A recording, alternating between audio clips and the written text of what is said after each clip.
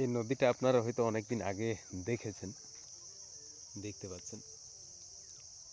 কালকে 4 জন লোক ঠিক করা হয়েছে, এখান থেকে ঝিনুক কালেকশন করা হবে। এই নদীটাতে মোটামুটি আপনাদেরকে জানাই, এখানে 4 কিলোমিটার উপরের দিকে এবং নিচের দিকে, মানে যেদিকে জল বয়ে যায়, তো এই দিক থেকে জল এসে এই দিকে বয়ে যায়। তো এই জায়গাটাতে মোটামুটি সব থেকে বেশি ঝিনুক পাওয়া যায়, যার কারণবশত কালকে এখানে ট্রাই করা হবে। তো আজকে লোক ঠিক করা হয়েছে, তো জাস্ট আমি এটা ভিজিট করতে এসেছিলাম, যেখান থেকে ঝিনুক কালেকশন করা হবে।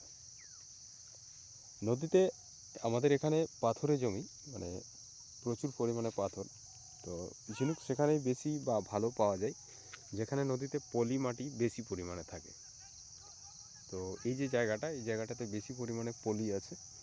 আরও এরকম অনেকটা জায়গায় আছে, অনেক জায়গা আছে, কিন্তু সেই জায়গাতে এই ধরনের পাথর আপনারা দেখতে পাচ্ছেন জলের নিচে স্পষ্ট দেখা যাচ্ছে।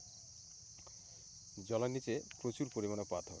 তো এইখানে কিছুটা জায়গা আছে, অনেকটা জায়গায়, যেখানে আর কি পলি পরিমাণটা বেশি, আর সেই পলিতেই আর কি আপনার ঝিনুকের পরিমাণটা বেশি দেখতে পাওয়া যায়।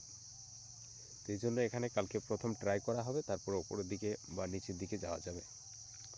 সো এবছর বর্ষায় তো চাষ শুরু করতে পারিনি, তো অতএব এখন শীতের সময় শুরু করব, কারণ এবছর প্রচুর বর্ষা হয়ে যাওয়ায় দেখা গেছে যে ঝিনুক কালেকশন করতে পারা যায়নি। তো যার জন্য আর কি এখন করা যাবে। আর ঠান্ডা তো চলেই এলো প্রায়, এখন ভালোই ঠান্ডা শুরু হয়েছে। ঠান্ডার ঋতু আসেনি, কিন্তু ঠান্ডা প্রায় চলে এসছে। তো আপনারা দেখতেই পাচ্ছেন এখন প্রায় 4:15 বাজে, সূর্য দেখতেই পাচ্ছেন ঘনিয়ে এসছে। সো বন্ধুরা, থ্যাংক ইউ।